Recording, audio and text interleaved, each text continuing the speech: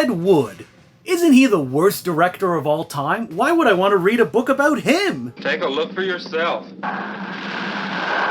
Ever since 1980, when he was voted the worst director of all time, that's what he's been known as. But what if I told you that a bad artist can also be an artist?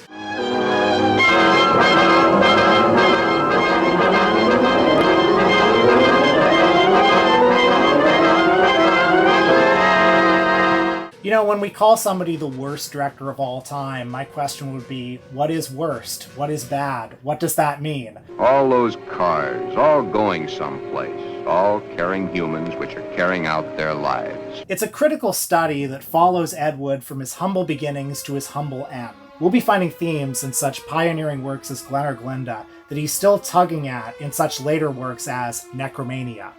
Sometimes I think you're more of an old woman than my mother. When I was writing the book, I felt myself going on a journey with Ed Wood. I found myself kind of getting inside his head even. From movies like Jailbait, his film noir,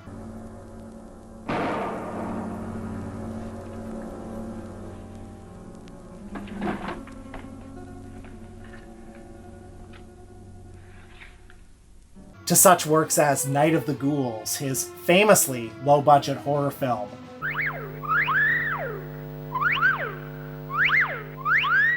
All the way to such later works as the more than 50 novels he wrote, often dealing with subject matter that was nakedly, confessionally personal. Books like Killer and Drag, Death of a Transvestite. So you're saying that this book isn't just for superfans? Hopefully if you've seen Plan 9 from Outer Space, or you've seen the Tim Burton biopic, and you're curious about if there's anything more in his art, that's the journey I want to go on.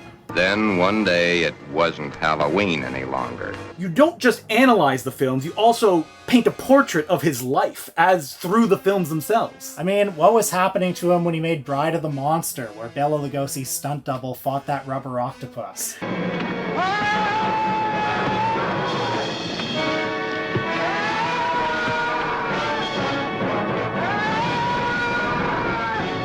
And you're shattering previously held beliefs, like the fact that one of the stars of that film, Paul Marco himself, saw Bela Lugosi shoot up heroin, for example. This is one of my prized possessions. So Paul Marco, he dreamed of being a star. He was in 3 Ed Wood movies.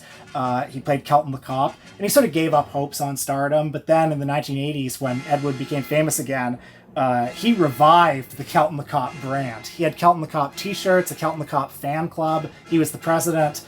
And I really just want to salute Paul Marco. This is no time for silly jokes. This Ed Wood book, it is the book of the season, not just film book, just the approachable, digestible, and also some would say, you may even learn something by reading it. This is a fresh new magazine with a sophisticated but open attitude towards sex.